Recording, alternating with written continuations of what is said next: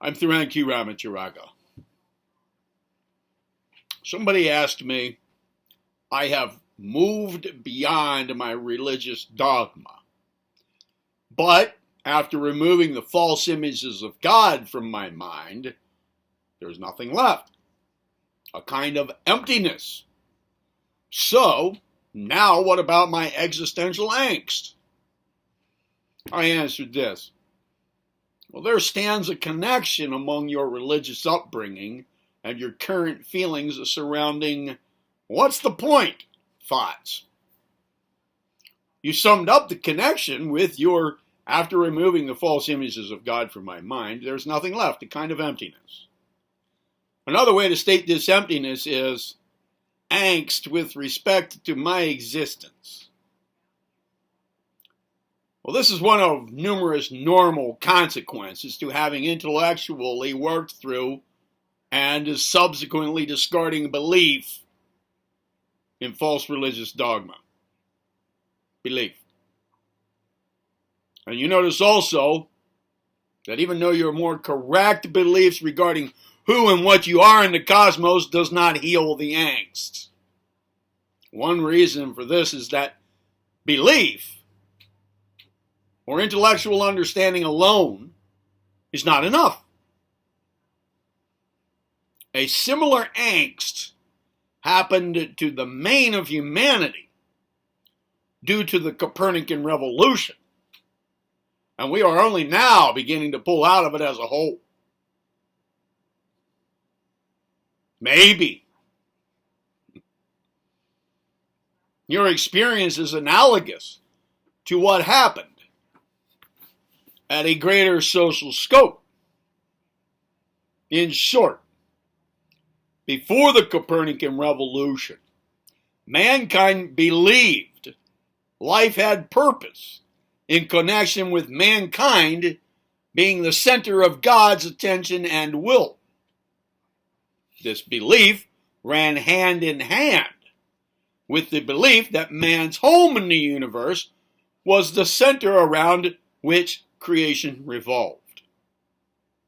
So, all things revolve around man was held to be true with respect to purpose, as well as with respect to astronomy. The two ideas about centrality were interconnected. One was called homocentrism, and the other was called geocentrism. But when geocentrism gave way to heliocentrism in the Copernican revolution, heliocentrism meaning sun as the point in which around which Earth revolves, and then explanations for it all suddenly got boiled down to mathematics. Well, guess what happened to homocentrism? It fell away, leaving a void with respect to the importance and purpose of human life. Does this sound familiar to your own personal experience? It does to me. And as I said, replacing the old belief system with another one, whatever the other one is, might be of some comfort for a while, at best, but that comfort wears off. For as soon as we realize that the problem lies in a belief, the old one or the new one, a belief, well, as soon as we discover that the problem was in a belief, period, just a belief, belief itself loses some credibility for us.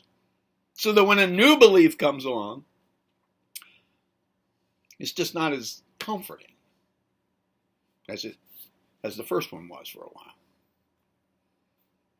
So what is required by the soul is actual knowledge through personal experience of something relevant that is grounded in things as they really are. This serves many purposes, including giving our attention to something to focus on other than the feeling of void and thoughts of uselessness. Material here in this channel helps with that. One slight aside interjected here. These false dogmas were contrived with the knowledge that people would either stick with the dogmas or feel empty. A dilemma turns out to be a false one.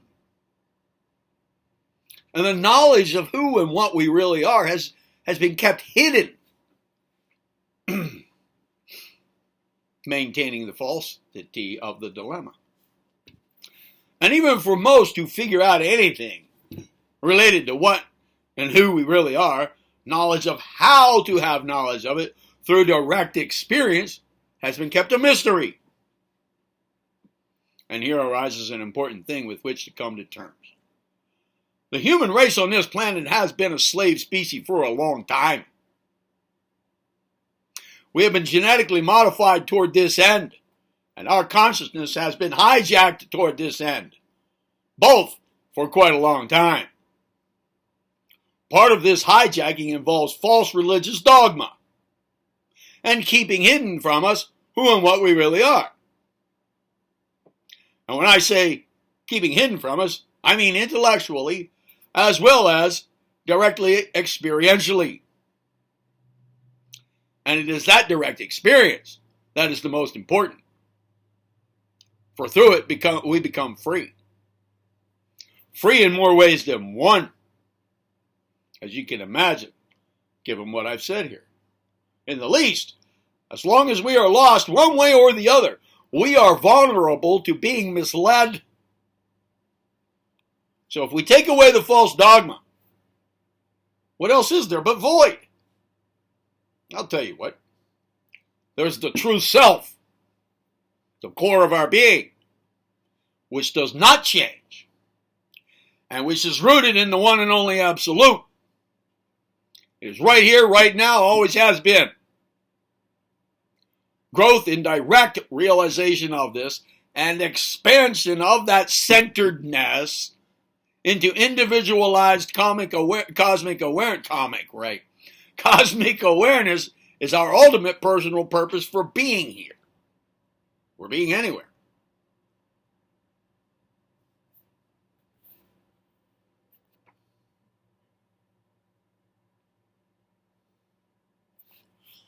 I'm Theron Ramacharaka. Be well.